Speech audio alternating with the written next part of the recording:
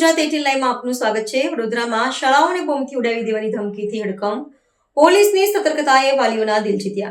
વડોદરા શહેરના ગ્રામ્ય વિસ્તારમાં આવેલી 3 પ્રતિષ્ઠિત શાળાઓને આજે વહેલી સવારે ઈમેલ દ્વારા બોમ્બથી ઉડાવી દેવાની ધમકી મળતા સમગ્ર પંથકમાં ભારે ફફડાટ વ્યાપી ગયો હતો। આ સમાચાર વાયુવેગે પ્રસરતા જ વાલીઓના જીવ અદ્ધર થઈ ગયા હતા, પરંતુ વડોદરા પોલીસની સમય સૂચકતા અને માનવીય અભિગમે પરિસ્થિતિને થાળે પાડી હતી। મેદાનમાં ઉતરી પોલીસ ફોજ ધમકીભર્યો મેલ મળતાની સાથે જ તાલુકા પોલીસના ઉચ્ચ અધિકારીઓ એક્શન મોડમાં આવી ગયા હતા। ડીવાયએસપી મિલન મોદી સાહેબ જાતે મેદાનમાં ઉતર્યા હતા અને ત્રણેય શાળાઓમાં સુરક્ષા કવચ મજબૂત કર્યું હતું। Dog squad, bomb disposable squad અને સ્થાનિક પોલીસની ટીમોએ શાળાના ખૂણે ખૂણા ફેંદી માર્યા હતા। ખાનગી સુરક્ષા એજન્સીઓ સાથે સંકલન સાધીને દરેક ગેટ અને ક્લાસરૂમનું બારીકાઈથી ચેકિંગ હાથ ધરાયું હતું। ડીવાયએસપી મિલન મોદીની સંવેદનશીલ અપીલ। જ્યારે શાળાઓની બહાર ચિંતિત વાલીઓના ટોળા ઉમટ્યા હતા, ત્યારે મિલન મોદી સાહેબે એક જવાબદાર અધિકારી તરીકે મોરચો સંભાળ્યો હતો। તેમણે વાલીઓને સાંત્વના આપી હૃદયસ્પર્શી અપીલ કરી હતી કે તમારા બાળકોની સુરક્ષા એ અમારી પ્રાથમિકતા છે। ગભરાશો નહીં કે પેનિક થશો નહીં, પોલીસ તમારી સાથે છે। આ ઘટનાએ ફરી એકવાર સાબિત કર્યું છે કે આપણી પોલીસ માત્ર કાયદો વ્યવસ્થા જ નથી જાળવતી, પણ મુશ્કેલ સમયમાં એક વાલી બનીને સમાજની રક્ષા પણ કરે છે। હાલ તપાસ ચાલુ છે, પણ પોલીસની તત્પરતાએ હજારો પરિવારોના ચહેરા પર સ્મિત લાવી દીધું છે। जस्ट आई रीच ऑफिस, मैं जैसे ही ऑफिस पहुंचा मेरी वाइफ कॉल की कि ये बॉम्ब का थ्रेटनिंग है ब्राइट डे स्कूल में और एक ये सर्कुलर जारी हुआ है जस्ट नाउ। मैं जस्ट मतलब मैं I got shocked and I run away immediately to office, ये टू फ्रॉम ऑफिस टू ये स्कूल एंड ये आई हैव सीन दिस।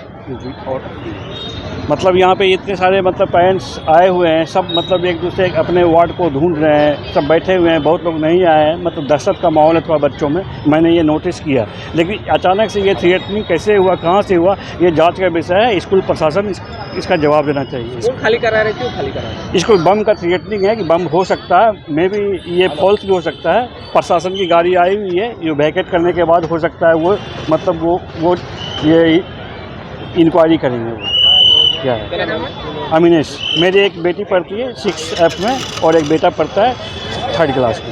આ એકદમ અમારી પર સર્ક્યુલર આવ્યો, અફવા જેવું હોય કે ખબર નહીં સાચું પણ હોય, એટલે બધા ગભરાઈ ગયા છે અને સ્કૂલવાળાએ તરત બધાને સર્ક્યુલર મોકલ્યો। થેન્ક યુ અને ભગવાન રક્ષા કરે બધાની, બરાબર છે। જય સ્વામિનારાયણ। બસ એ છે કે બાળકોને લઈ જાઓ, અહીં બોમ્બ મૂક્યો છે, બોમ્બની અફવા આવી છે એ રીતે, બરાબર। Thank you.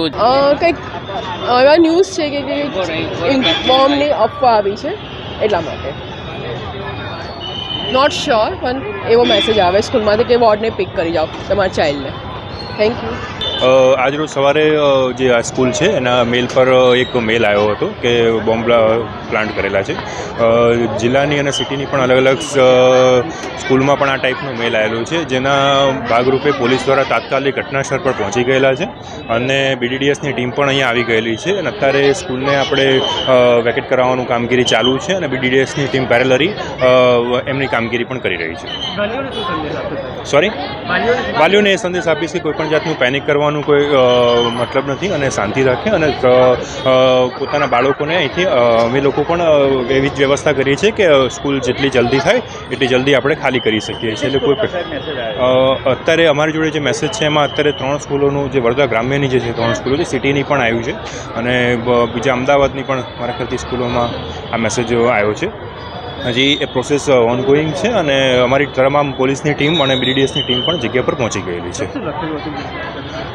બોમ્બ પ્લાન્ટ કરેલો છે અહીંયા સ્કૂલમાં, એ રીતનો નોર્મલ મેસેજ છે જે ટૂંકમાં બસોમાં કે એમાં, તો એ પ્રમાણે અમે અત્યારે હજી એનાલિસિસ કરીએ છીએ એમાં અને આગળની કાર્યવાહી ચાલુ છે, આપણી જોડે શેર કરવામાં આવશે।